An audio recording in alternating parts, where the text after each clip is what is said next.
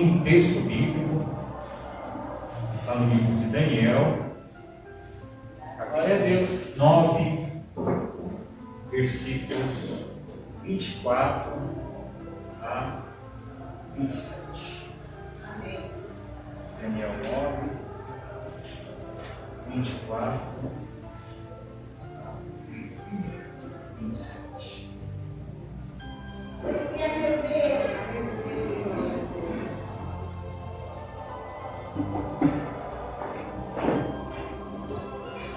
Versão Almeida Revista Corrigida.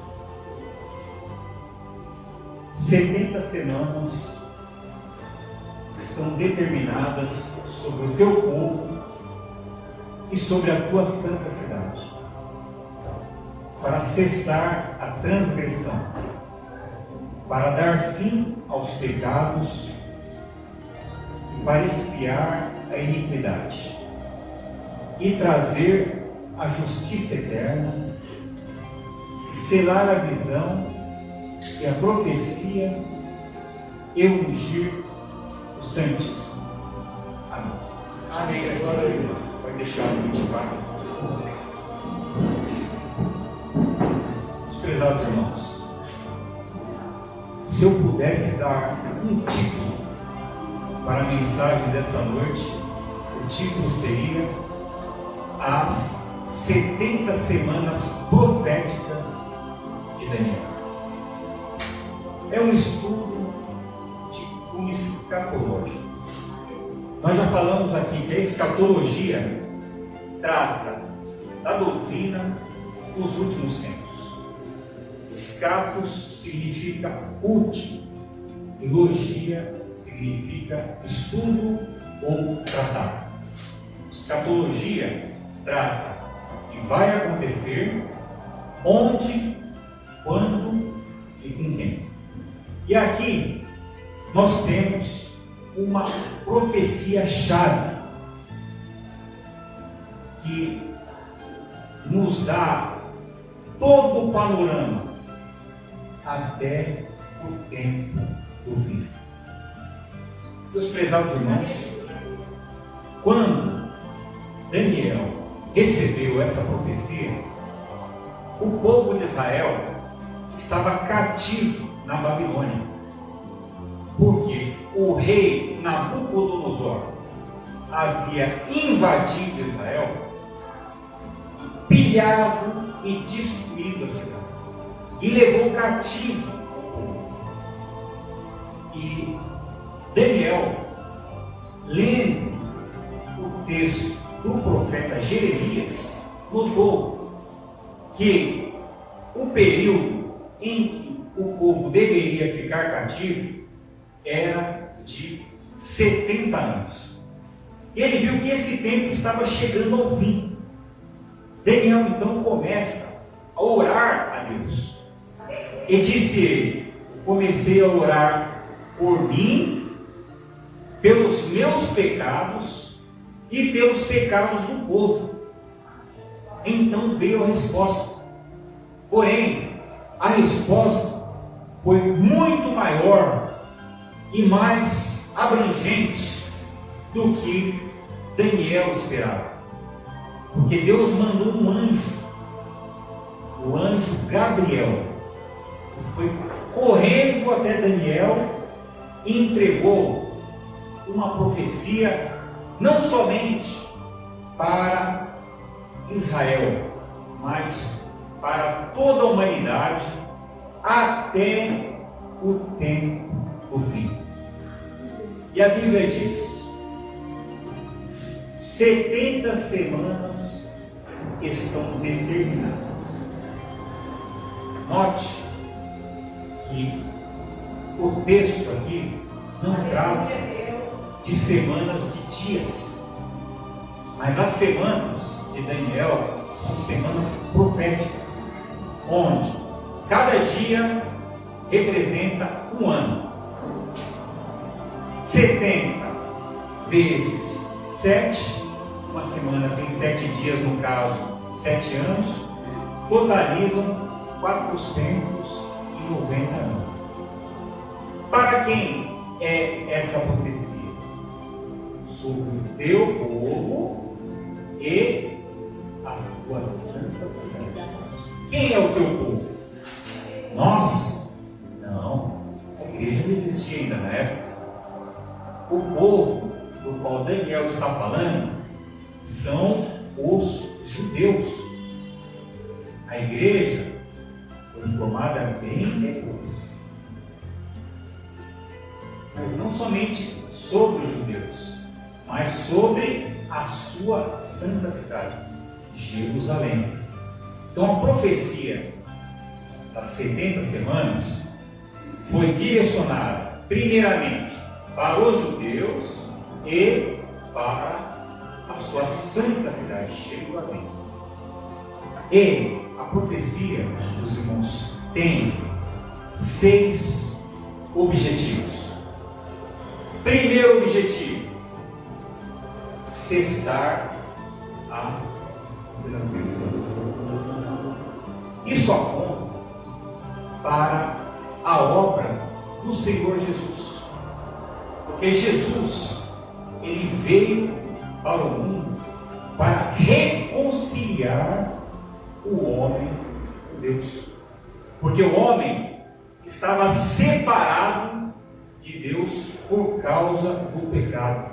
Lá em Romanos, a Bíblia diz que todos pecaram e destituídos estão da glória de Deus. Mas, quando Daniel fala de cessar a transgressão, ele está apontando para a obra redentora do Senhor Jesus. Porque Deus amou o mundo de tal maneira que deu seu Filho unigênito para que todo aquele que nele crê não pereça, mas tenha a vida eterna. Porque Deus enviou seu Filho ao mundo, não para que condenasse o mundo, mas para que o mundo fosse salvo por ele. Quem nele crê não é condenado, mas quem não crê já está condenado, porque não crê no nome do unigênito Filho de Deus. Glória a Deus. Primeiro objetivo: cessar a transgressão. E foi para isso que o Senhor Jesus veio. Cessar a transgressão e dar fim aos pecados.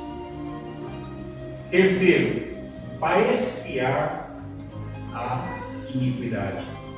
Vejam, meus prezados irmãos, que a Bíblia diz lá no livro de Hebreus, capítulo 9, versículo 27, que segundo a lei, quase todas as coisas são purificadas com sangue, e sem derramamento de sangue não há remissão de pecados. Quando a Bíblia fala de expiar a iniquidade, também está apontando para a obra do Senhor Jesus. Por quê?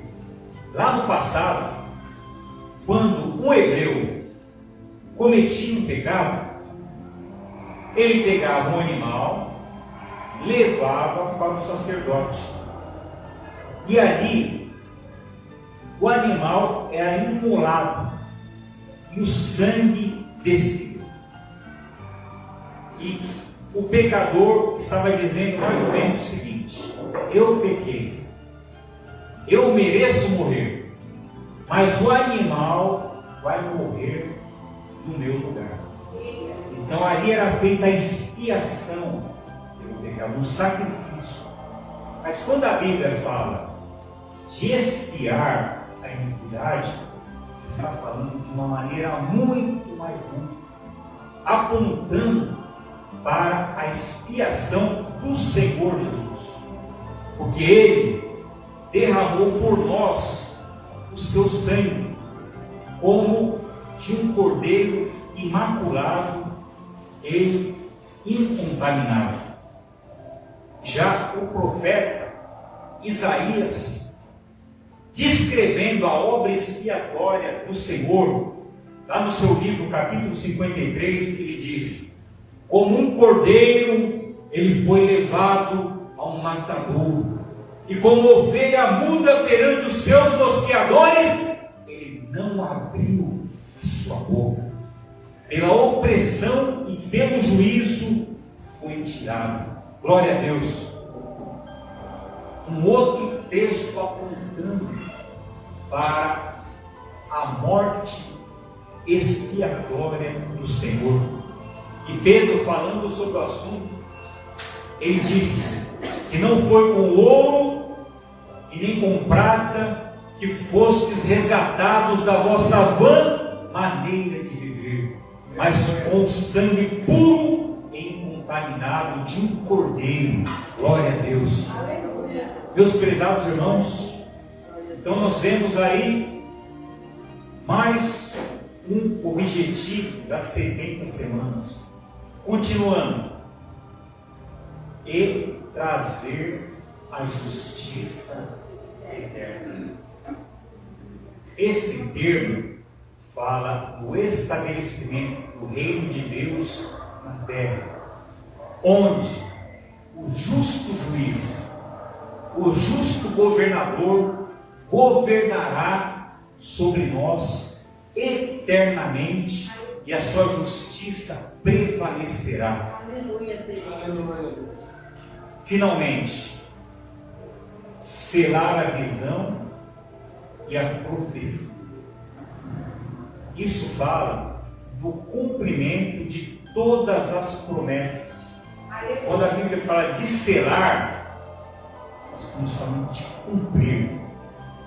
No caso, seria a realização do plano de Deus sobre a terra e sobre a vida de toda a humanidade. Aleluia. E finalmente, ungir o Santíssimo.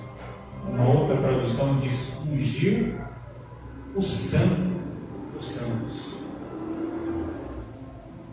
No Antigo Testamento, quando um profeta, sacerdote ou rei era separado, eles passavam pelo processo da unção, onde uma botija de azeite era derramada sobre a sua cabeça e, ao escorrer o óleo, ele estava apto para exercer o seu ministério.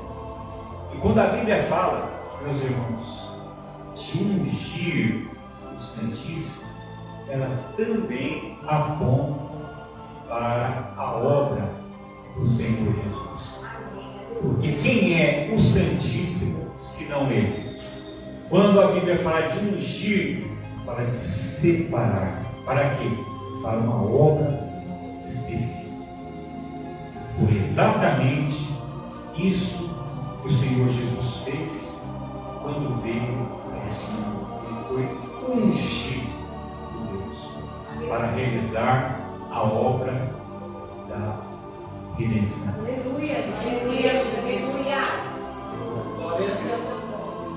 Meus prezados irmãos, nós vemos aí que 70 semanas estão determinadas. Nós já vimos aqui os 6 objetivos. Vai passar o versículo. Agora, Daniel nos dá a cronologia. Esse estudo começa a ficar mais emocionante. Aleluia. Sabe e entende, desde a saída da ordem para restaurar e para edificar Jerusalém, até o Messias, o príncipe, haverá 7 semanas e 62 anos. As ruas do mundo se reedificarão, mas em tempos angustiosos. Como eu disse, o povo estava cativo na Babilônia. Estavam presos por quem? Nabucodonosor. Porém, Daniel recebeu a profecia dizendo que haveria 7 semanas até melhor, desde a saída da ordem para restaurar e edificar Jerusalém. As 70 semanas foram divididas em 3 grupos.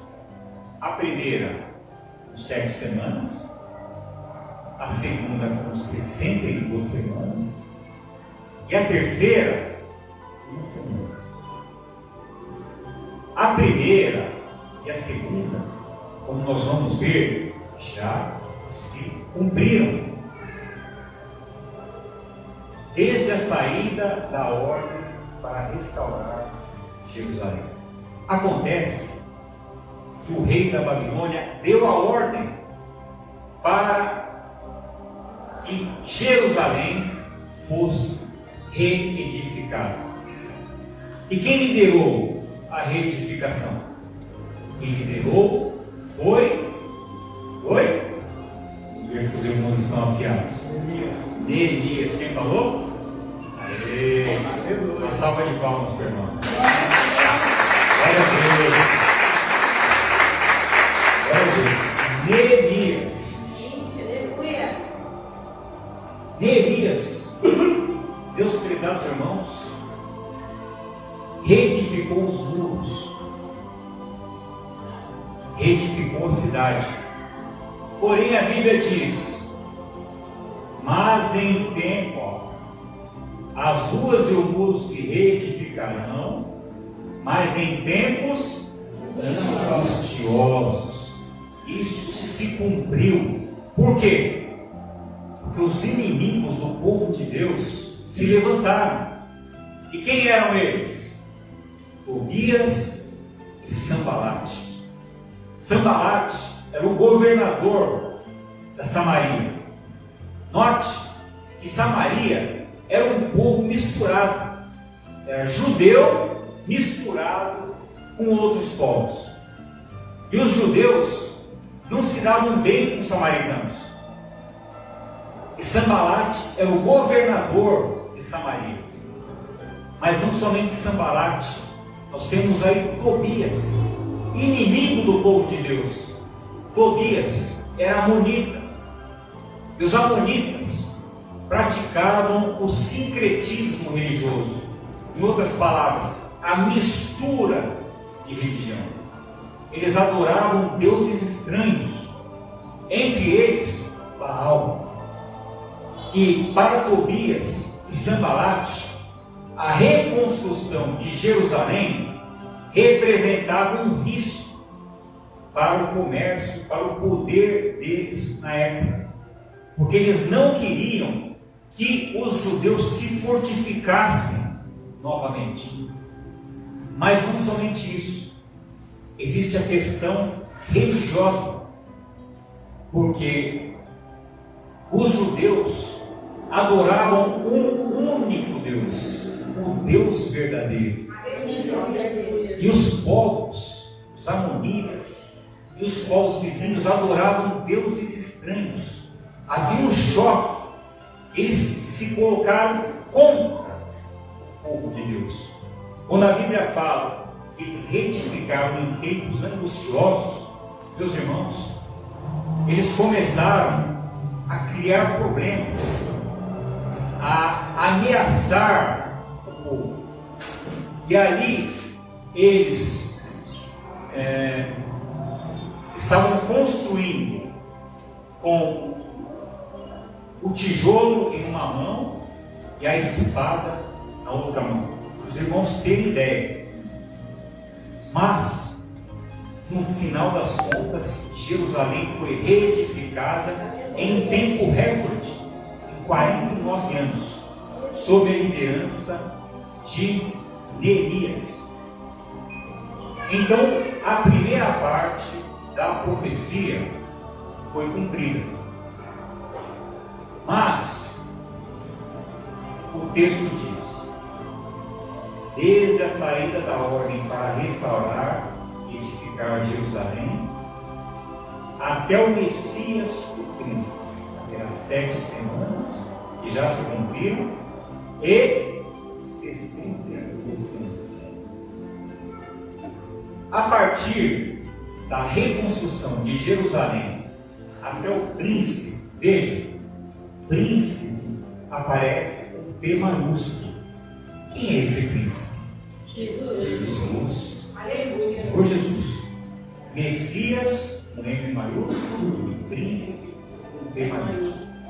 Haveria 62 semanas. Se os irmãos fizerem um cálculo, vocês vão ver que as 62 semanas vão bater exatamente com a entrada triunfal de Jesus em Jerusalém. Nesse momento se cumpre a 62ª semana. Vamos ver o próximo versículo. E depois das 62 semanas, será cortado o Messias.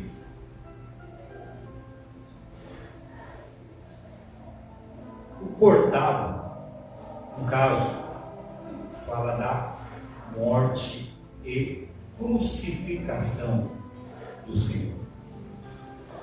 Veja que tudo o que aconteceu já estava determinado pela Bíblia. Será cortado o Messias, mas não para si mesmo.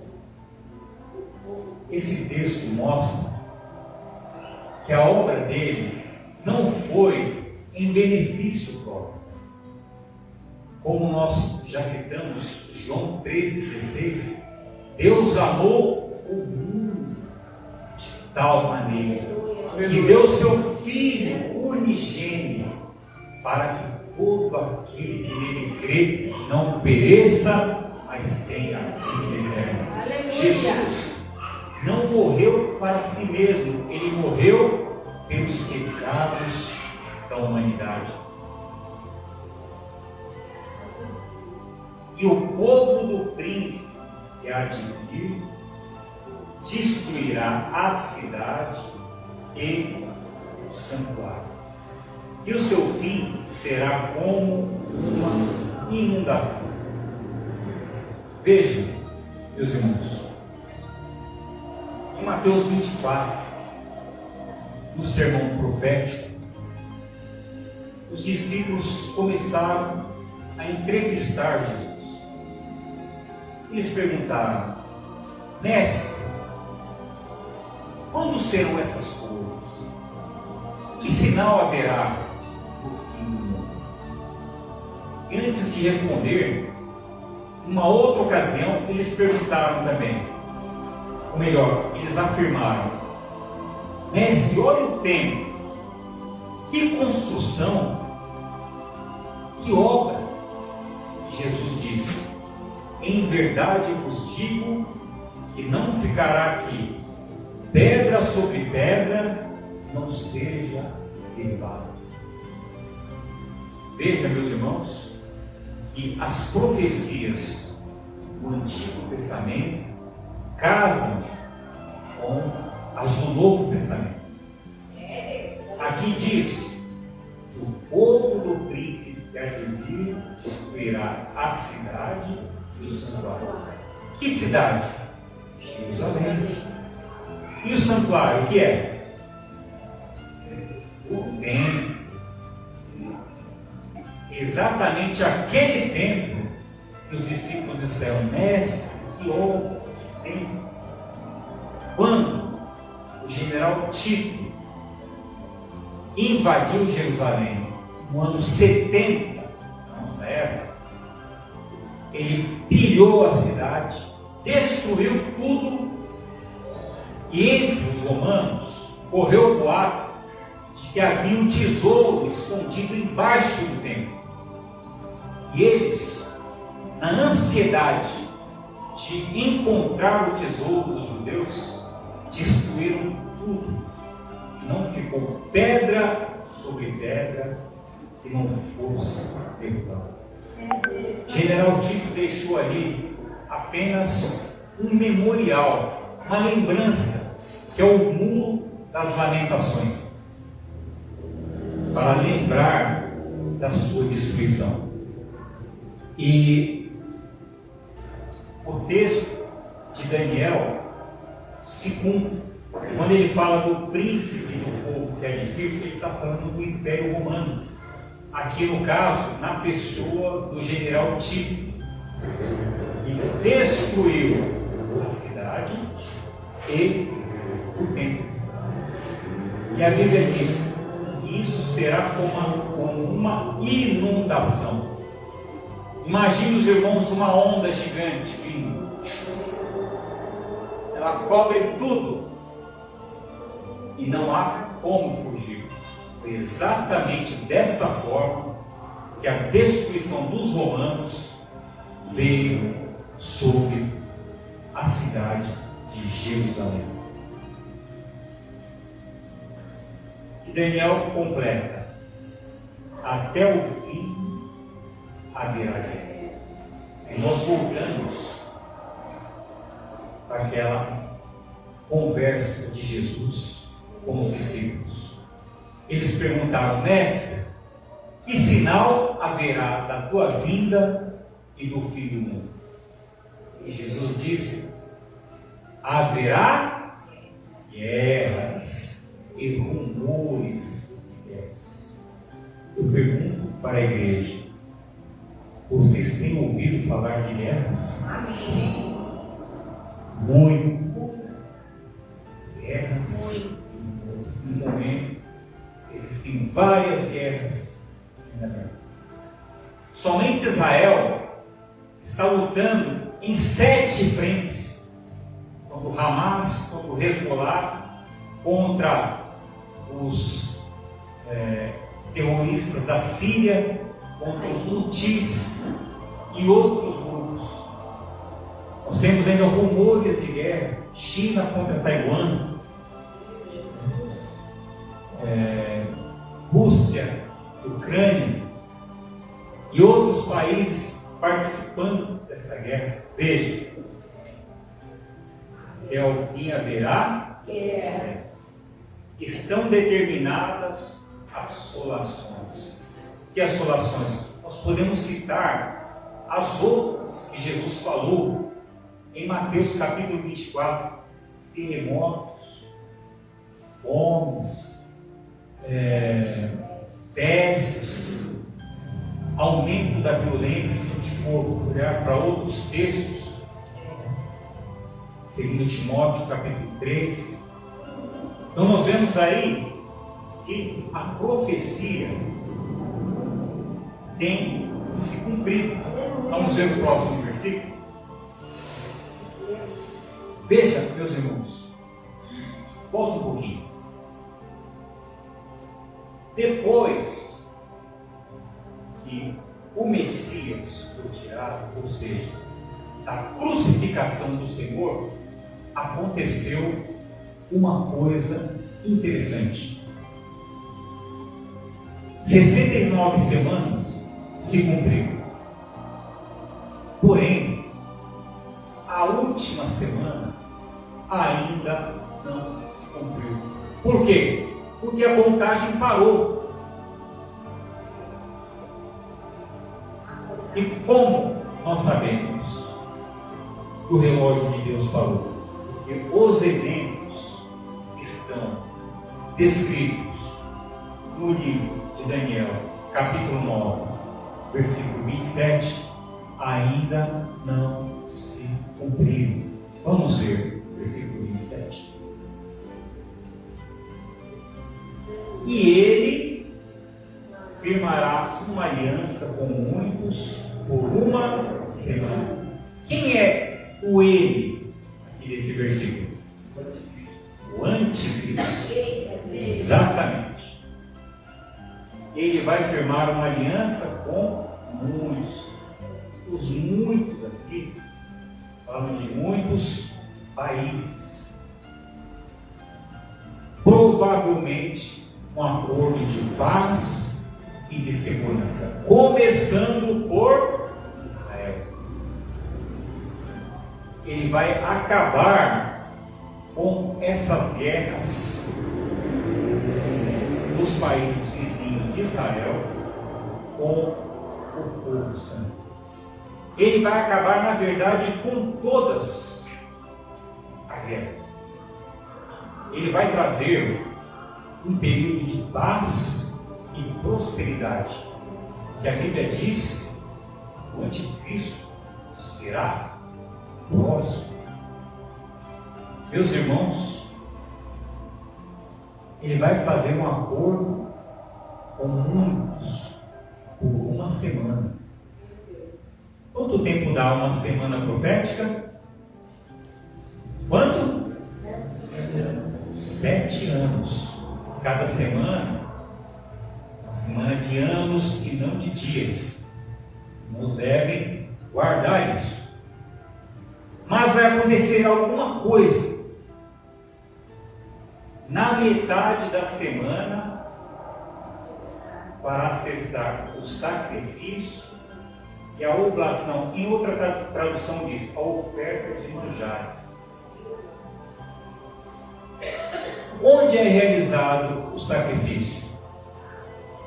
No templo.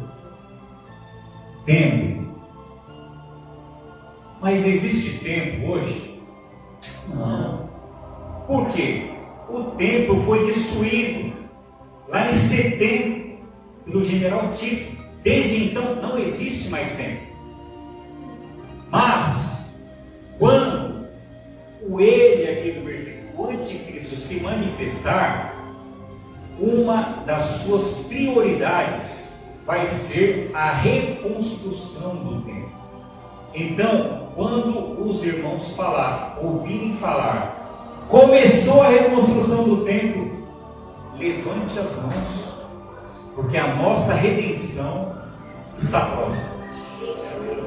Para os irmãos terem uma ideia, hoje, em Jerusalém, já existe a estação do trem que leva até o templo, o local do templo.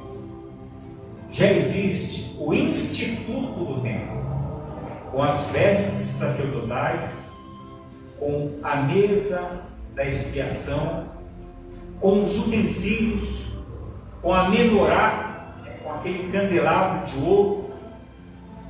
Tudo já está pronto. Os sacerdotes já estão sendo treinados para o serviço do templo. Já existe a novilha vermelha, que estava extinta e de repente apareceu, que é necessária para a purificação do templo.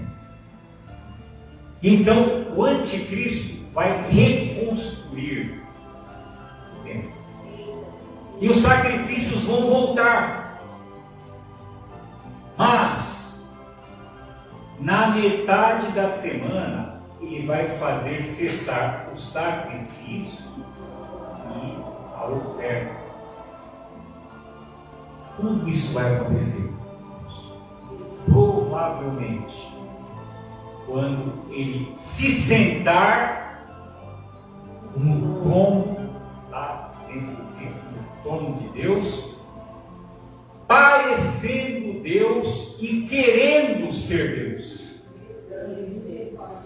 E mais que isso, diz a Bíblia em Apocalipse 13, que o falso profeta vai colocar uma imagem dele no templo, e a imagem vai falar.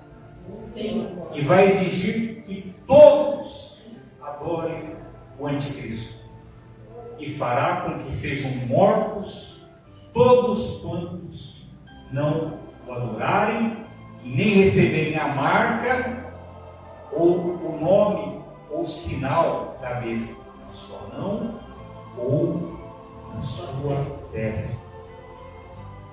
Quando acontecer isso, os judeus que nunca adoraram outro Deus senão Deus verdadeiro, vai romper com o anticristo. E agora ele vai então mostrar a sua verdadeira face.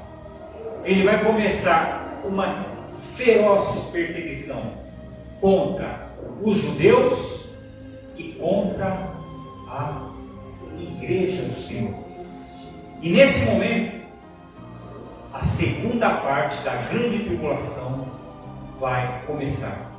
Porque ali começam a ser derramadas as taças e começam a ser tocadas também as trombetas. Prepara o slide para a gente. E aqui diz: sobre as asas das abominações virá o assolador. Porque as abominações é justamente a abominação que ele fará no templo ao colocar uma imagem. Coloca um pouquinho, gente. Ao colocar a sua imagem e exigir a adoração. Meus irmãos, essa profanação do templo já foi feita no passado. Antíoco Epifânio invadiu o templo lá atrás, antes de Jesus. Colocou uma estátua de Zeus dentro do templo e sacrificou um porco. Porco é um animal imundo para os judeus. E aí ele profanou uma sombra do que o anticristo fará. Jesus chamou de abominação da assolação. O que está determinado será derramado sobre o assolador. Vamos ver um gráfico. Meus irmãos, eu fiz esse gráfico para os irmãos para que vocês tenham uma ideia. Pode apagar por gentileza a luz aqui da frente?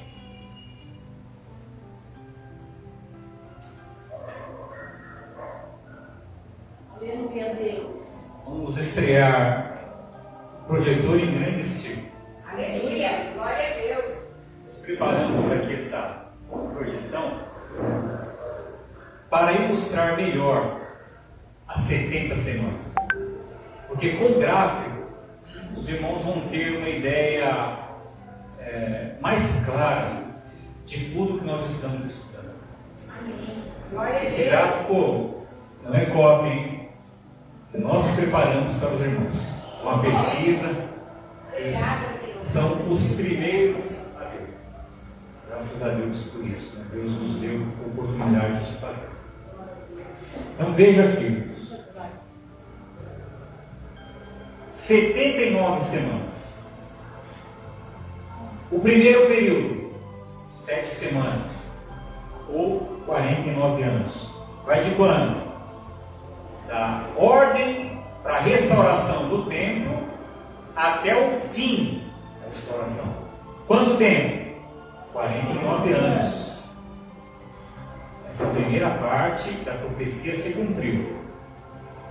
Terminando a reconstrução de Jerusalém, até a vinda de Jesus. Quantas semanas? 62. Que convertendo em anos, seriam 434 anos, que totalizam as 69 semanas, ou 483. Veja aqui que com a morte, ressurreição e ascensão do Senhor Jesus ao céu, a contagem foi pausada. Que lógica de Deus falou. O que entra aqui então? Entra a era da igreja. Uma certa vez, Jesus fez uma entrevista com os discípulos. Ele perguntou: quem dizem os homens ser o Filho do Homem? Eles estavam todos animados, dizendo: Senhor, uns dizem que tu és Elias, Outros dizem que tu és Jeremias. Outros dizem que tu és João Batista ou um dos profetas. E Jesus, olhando para ele, disse: e vós? Quem dizeis que eu sou? E Pedro, tomando a frente do grupo, disse: tu és o Cristo, o Filho do Deus vivo. Aleluia. Jesus disse: ah, Simão Barjonas, bem-aventurado és tu, porque não foi a carne e nem o sangue que te revelou, mas o meu Pai que está no céu. Glória a Deus. Pois tu és Pedro, e sobre esta pedra eu edificarei a minha igreja, e as portas do inferno não prevalecerão contra ela. Glória a Deus. Glória a Deus. Veja, Aleluia. sobre a declaração de Pedro de que Jesus é o Cristo, o Filho do Deus vivo, a igreja seria edificada. E foi justamente, meus irmãos, após sua morte, ressurreição e ascensão ao céu, e Jesus deu início à era da igreja. Parou. Aleluia, meu Deus. Ele quer acabar com a vida. Pode ver. Glória. Glória a Deus. Glória a Deus. Glória a Deus. Então nós vemos, Aleluia. meus irmãos, que glória a Deus. Quando Jesus ascendeu aos céus, ele juntou os povos de judeus e gentios que haviam crido nele. Ele formou um único povo, que é a igreja. Nós fomos enxertados, porque até então nós, gentios, gentio, diga-se de passagem, todos os povos que não são judeus, nós não fazíamos parte do plano de Deus, mas o Senhor Jesus uniu, ele nos enxertou como o sandujeiro, disse Paulo em Romanos, formando um só povo, que é a igreja. Então nós estamos, meus irmãos, exatamente neste período. Estamos no final da era da igreja. Estamos no limiar do início da última semana de Daniel. 7 anos será o período da grande tribulação. No começo desses 7 anos, o anticristo vai se manifestar. Paulo disse isso em 2 Tessalonicenses, capítulo 12. Não será assim antes que se manifeste o homem do pecado, o filho da perdição, que se levanta sobre tudo que se chama Deus, e vai se assentar no trono de Deus, querendo parecer Deus. Antigos. Veja, meus irmãos, nós colocamos aqui uma setinha com uma evolução. A primeira coisa que o anticristo vai fazer: reconstruir o templo. Quando vocês ouvirem que o templo está sendo reconstruído, levante as mãos, porque está próximo à nossa vida. Os judeus já têm a planta, eles já têm o local, mas hoje é impossível construir esse templo. Por quê? Porque lá está o domo da rocha, que é um lugar sagrado para os muçulmanos. Eles acreditam que dali Maomé foi levado ao céu. Se Israel destrói o Domo da Rocha para construir o templo, ele causa a Terceira Guerra Mundial. Quem vai conseguir isso? O Anticristo. Após isso, nós vamos ter 3 anos e meio de relativa paz, uma falsa paz. Vai ser uma paz efêmera, uma paz passageira, uma paz enganadora. Ele vai trazer solução para grandes problemas da humanidade. Ele vai ser aceito pelos judeus. E nós trouxemos aqui uma profecia onde um irmão teve vários sonhos que se cumpriram, de que o anticristo vai se manifestar em 2025. Glória a Deus. Glória a Deus ou não? A nossa redenção está próxima. Se isso acontecer, meus irmãos, nós estamos com um pé. O rei está voltando. Na glória do Senhor, porque o arrebatamento também está próximo. E digo mais, já tem candidato a ser o anticristo. Tem rumores, eu não estou afirmando, que é o genro do Trump, futuro presidente dos Estados Unidos. Já estamos especulando, isso é especulação, porque ele já atuou lá no Oriente Médio, ele tentou a paz entre palestinos e judeus, ele tem bom relacionamento com todos os líderes.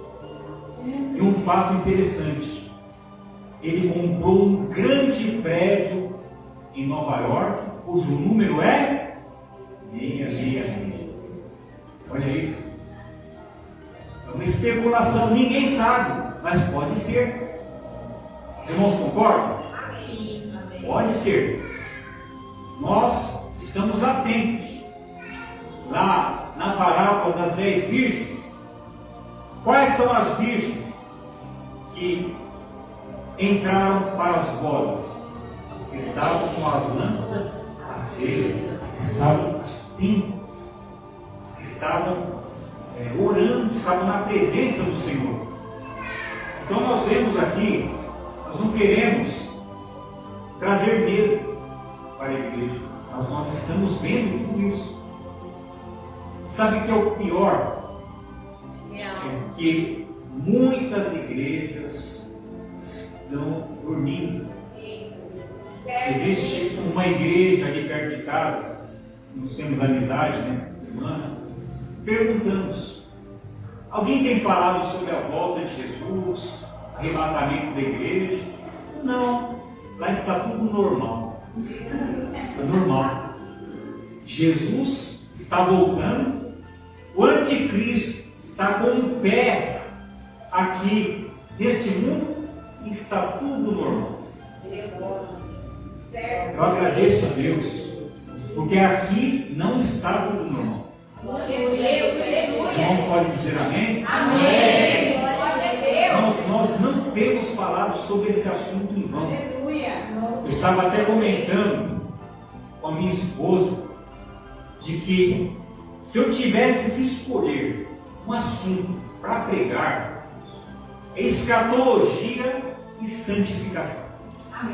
Só isso. Porque nós precisamos nos preparar para a vinda do Senhor. Glória a Deus. Irmãos, acabou o tempo de buscar prosperidade. Se alguém quiser buscar, você até pode, mas vai ficar por aqui. Você vai tesourar, mas não para o seu benefício. porque o reino de Deus está às portas. Jesus está voltando. Glória a Deus. Quando angelical trombeta neste mundo explodiu, o meu nome ouvirei Jesus chamar. Glória a Deus. Pois eu creio na promessa e que Deus a vai cumprir. Quando ouvir Jesus meu nome proclamar, glória, glória, aleluia,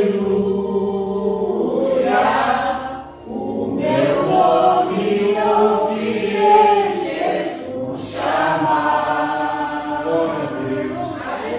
Glória, glória, aleluia. Eu espero ouvir Jesus a me chamar. Glória a Deus. Glória, glória, glória.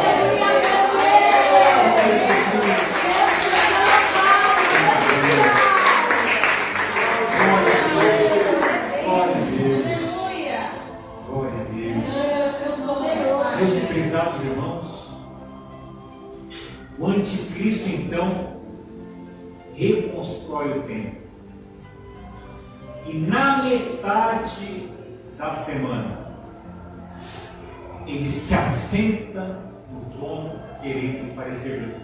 Eu coloquei aqui uma linha tracejada. Por quê? É o momento do rompimento. Aqui, o judeu rompe com Jesus e começa a perseguição. Existem três linhas de pensamento, três correntes teológicas: os pré-tribulacionistas, os mid-tribulacionistas e os pós. Eu estou entre os mid e os pós-tribulacionistas. Eu coloquei aqui uma pergunta: quando o anticristo romper com Israel, será que Jesus volta e arrebata a igreja neste momento? Uma visão nítida. Ou seja, a igreja passa pelos primeiros 3 anos e meio. Os pré-tribulacionistas dizem que Jesus volta aqui, ó, antes do anticristo se manifestar. Mas pode ser que Jesus volte aqui, ó, no final da grande tribulação. Então a igreja passa também pela grande tribulação. Nós vamos passar, se essa for a vontade de Deus, mas Deus nos guardará. Amém. Lá em Apocalipse, no capítulo 3, a Bíblia diz: como guardaste a palavra da minha paciência, eu também te guardarei da provação que há de vir sobre todo mundo, para provar os que habitam sobre a terra. Glória a Deus. O Senhor nos guardará. Deus, meus irmãos, Ele nunca prometeu que nós não vamos passar por problemas e por tribulações, mas Ele promete que Ele vai estar conosco nas tribulações. Ele disse: eu não te deixarei, glória a Deus, aleluia, nem te desampararei. Aleluia, Glória a Deus, glória a Jesus. Veja, se o arrebatamento da igreja acontece neste momento, no meio da grande tribulação, o que vai estar acontecendo no céu? As bodas do Cordeiro. Glória a Deus. Glória a Deus. Irmãos, aí é o casamento. Glória a Deus. Quem é o noivo? A O igreja. Senhor Jesus. E a noiva? A A igreja. igreja. Se o arrebatamento acontece neste momento, enquanto a tribulação está caindo na terra, a igreja estará nos ares, nas bodas, na festa de casamento. Glória a Deus. Glória a Deus. E terminando o período de 3 anos e meio na tribulação, porque a Bíblia diz que Deus vai antecipar aqueles dias, porque se Ele não antecipasse, nenhuma carne se salvaria. Vai acontecer então a famosa batalha do Armagedon. E os exércitos vão passar ou vão marchar por dentro de um rio. Qual é o nome do rio? O rio Eufrates. Está acontecendo, meus irmãos, um fenômeno extraordinário. O rio Eufrates está secando. Depois pesquise na internet a seca no rio Eufrates. Exatamente como diz a Bíblia. Porque os exércitos marcharão sobre o rio Eufrates para a batalha do Armagedon. Mas neste momento, o Senhor Jesus volta, destrói os exércitos do Anticristo com o sopro da sua boca. Aleluia. Glória a Deus. Aleluia. E o que vai acontecer com o dragão, Satanás, com o anticristo e com o falso profeta? Ele vai lançar vírus dentro da Geena, que é o lago de fogo. Aqui, meus irmãos, nós temos o inferno, literalmente dito, que é o lago de fogo, do qual ninguém vai escapar. Quem está lá hoje? Ninguém. Ele vai ser estreado primeiro pelo anticristo, pelo falso profeta e pelo dragão, que é Satanás. Os 3 vão ser lançados. E depois disso, irmãos, começa o milênio, o reino de Deus na terra. Aleluia. As nações vão experimentar 1000 anos sob o justo governo de Cristo. Glória a Deus. Mas no final dos 1000 anos, Satanás será libertado novamente para enganar as nações. Mas finalmente será exterminado e lançado definitivamente no lago de fogo. Aleluia. Esta é a segunda morte. Então Deus fará novos céus e nova terra onde há justiça. Os irmãos podem dizer amém? Amém. E o segundo? Glória a Deus. Glória a Deus. Meus prezados irmãos, nós já estamos terminando. Hoje nós falamos sobre as 70 semanas de Daniel. Nós queremos mostrar com isso que nós estamos no final da era da igreja ou da dispensação da igreja. Nós estamos aqui, na beirada, a um passo do período da grande tribulação, a um passo da manifestação do anticristo. Eu creio, meus irmãos, que essa igreja vai conseguir identificar o anticristo facilmente quando ele se manifestar. E nós temos trazido para os irmãos a doutrina santa, bíblica e verdadeira da escatologia cristã, de tudo que certamente vai acontecer. Qual é o papel da igreja? Vigiar. Vigiai, diz o Senhor, para que não entreis em tentação. Nós temos, irmãos, como igreja, estarmos atentos. É tempo, meus irmãos, de buscar a Deus. Existe um hino que diz: hoje é tempo de buscar, de louvar a Deus.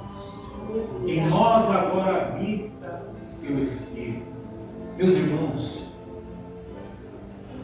nós queremos exortar a igreja para que vocês não se distraiam com outras coisas.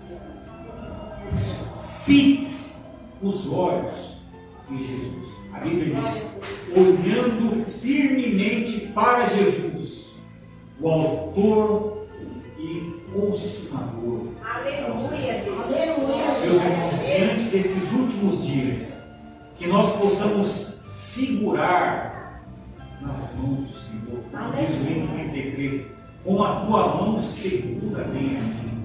Glória a Deus, para que nós possamos nos achar participantes de todas essas coisas que o Senhor tem para a igreja, para os remidos, para aqueles que aceitaram o amor da verdade para se salvar.